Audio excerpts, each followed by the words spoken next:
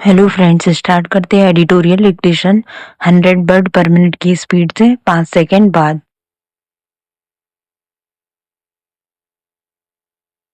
Start. Maharashtra विधानसभा का चुनाव जीतने के लिए भारतीय जनता पार्टी की बेताबी का आलम मतदान के पहले के 2 दिनों में देखने को मिला। सोमवार की रात चुनाव प्रचार करते हुए पूर्व गृह मंत्री अनिल देशमुख पर बड़ा हमला हुआ, जिसमें वे जख्मी हो गए। वहीं भाजपा के राष्ट्रीय महासचिव विनोद तावड़े को मुंबई के निकटस्थ एक उपनगर में नोट बांटते हुए पकड़ा गया। देशमुख राष्ट्रवादी कांग्रेस पार्टी शरद पवार गुट के नेता हैं, जिनके पुत्र सलिल काटोल विधानसभा क्षेत्र में चुनाव लड़ रहे हैं। नरखेड़ में प्रचार कर अनिल देशमुख नागपुर लौट रहे बुधवार को प्रदेश की सभी 288 सीटों के लिए हुआ मतदान किस माहौल में संपन्न हुआ, इसका अंदाजा तो लग ही गया। यही भी साफ है कि महाराष्ट्र की सत्ता किसी भी परिस्थिति में हाथ से ना जाने देने के लिए भाजपा आमाद है। यहाँ भाजपा शिवसेना एकनाथ शिंदे गुट और एनसीपी अजित पवार गुट नेशनल डेमोक्रेटिक अलायंस एनडीए के तहत मैदान में है। उसके खिलाफ महाविकास आघाड़ी के नाम से कांग्रेस उद्धव ठाकरे के नेतृत्व वाली शिवसेना एवं एनसीपी का शरद पवार धड़ा मिलकर चुनाव लड़ रहे हैं। एनडीए के भीतर चल रहे मनमुटाव और मतभेदों के चलते वह कमजोर पिच पर खड़ी है, तो दूसरी ओर महाविकास आघाड़ी एमवीए तमाम विपरीत परिस्थितियों तथा दुश्वारियों के बीच भी एकजुट है, जिसके कारण सत्ता हाथ में होने के बाद भी एनडीए को चुनाव जीतने के लिए तमाम हथकंडे अपनाने पड़ रहे हैं। देशमुख पर किए गए हमले के आरोपियों का अभी खुलासा नहीं हुआ है, लेकिन देशमुख एवं उनकी पार्टी का विश्वास है कि पत्थर भाजपा के लोगों ने ही चलाए। पैरा उद्धव विनोद तावड़े का किस्सा भी दिलचस्प मोड़ ले रहा है। राजनीतिक गलियारों में बात फैल चुकी है कि उनके द्वारा ठाणे जिले के नाला सोपारा स्थित विवांत होटल में नोट बांटने की गुप्त सूचना खुद भाजपाइयों ने विरोधी गुट को पहुंचाई। यह इलाका बाहुबली और 4 मर्तबा विधायक रहे हितेंद्र ठाकुर का है। इस बार उनका पुत्र क्षितिज बहुजन विकास आघाड़ी की टिकट पर लड़ रहा है।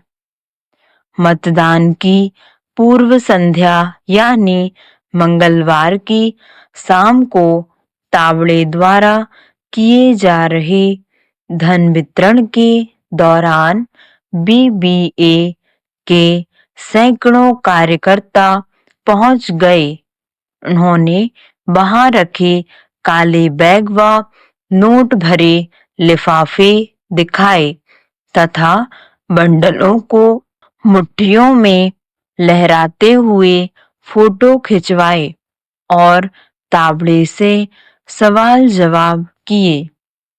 पैसे बांटने का काम इतना पूर्व नियोजित था कि कुछ समय के लिए वहां का सीसीटीवी कैमरा बंद करा दिया गया था।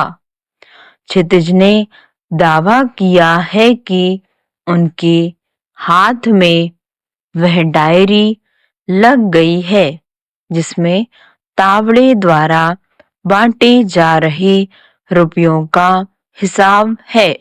हालांकि तावड़े अपने स्थानीय उम्मीदवार राजन नाइक के साथ सफाई देते रहे और चुनाव आयोग की ओर से निष्पक्ष जांच की मांग करते रहे, लेकिन दोनों के खिलाफ मामले दर्ज हो ही गए। पैरा मंगलवार की रात भर में तावड़े के इस धन वितरण की क्लिप्स और विस्तृत वीडियो महाराष्ट्र भर में फैल गए। देखना यह है कि इसका असर मतदान पर क्या हुआ। 23 नवंबर को ही पता चल पाएगा जब सभी नतीजे निकलेंगे। जो भी हो, इसके कारण विपक्ष को एक बड़ा मुद्दा मिल गया। राहुल गांधी ने इस संदर्भ में प्रधानमंत्री नरेंद्र मोदी की खिंचाई की। उन्होंने पूछा कि अदानी द्वारा टेम्पो में भर भरकर महाराष्ट्र में नोट भेजे जाने की पीएम कब जांच कराएंगे। कहा तो यहां तक जा रहा है कि महाराष्ट्र में वोटरों को लुभाने के लिए जमकर पैसा बटा है। तावड़े से बरामद 5 करोड़ रुपए तो झलक मात्र है। राज्य में आम चर्चा है कि एक एक वोट के लिए 10-10 हजार रुपए तक बांटे गए हैं। तावड़े द्वारा किए गए धन वितरण के मामले तथा देशमुख पर हुए हमले को लोग भाजपा की सत्ता की अकुलाहट से जोड़कर देख रहे हैं।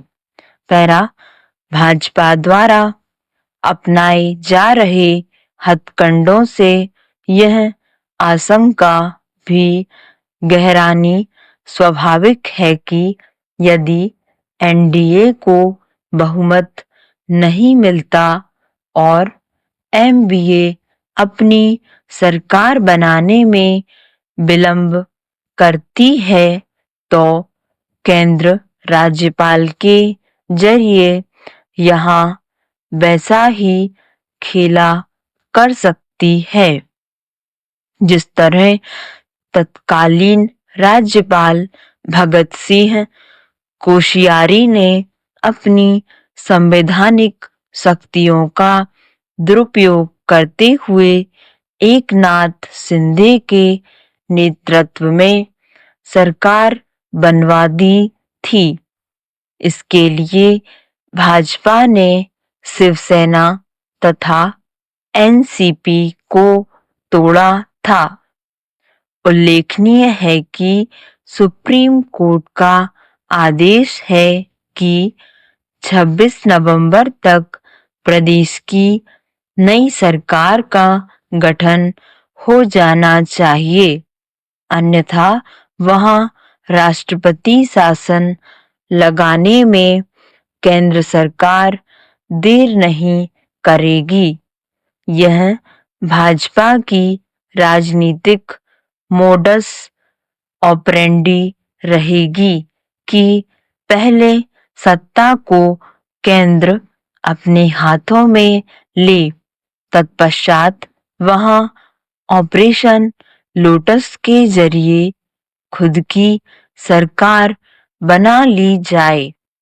बुधवार को जेल जा चुके पूर्व आईपीएस अधिकारी ने शरद पवार की पुत्री व सांसद सुप्रिया सुले और कांग्रेस प्रदेश अध्यक्ष नाना पटोले पर क्रिप्टो करेंसी में 235 करोड़ रुपए मूल्य के बिटकॉइन की धोखाधड़ी का आरोप लगाया है।